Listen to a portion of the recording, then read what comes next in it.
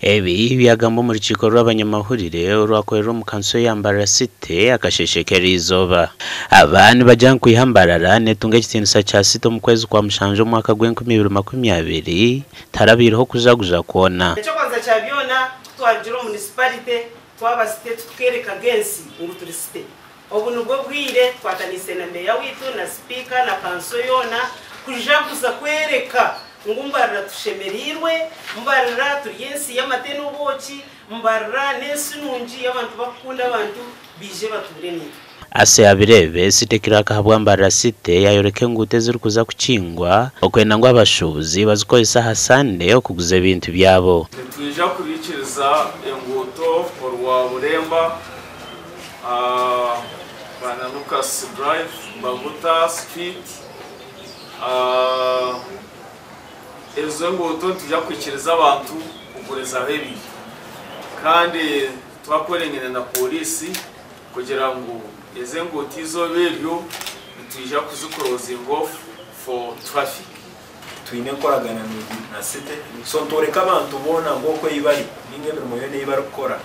tukora independent or in isolation twine koragana je nebinde bitongore na government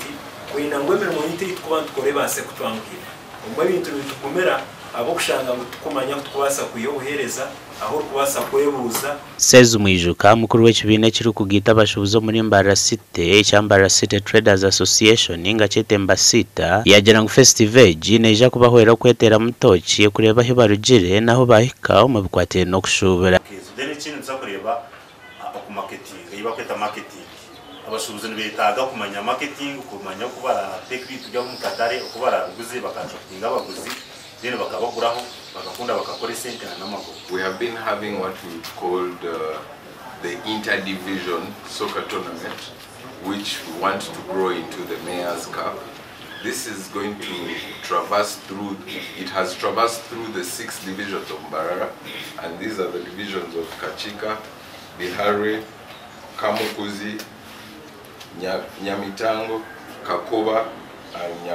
Festival neja kutandika no mushomo gw'abashubuze nyencyakare hari Gongo Hotel na bwanyume ndije mukoro neja kuba mu Independence Park aho muri Mbarara City. Aha bwa TV West and Adolf Ayureka.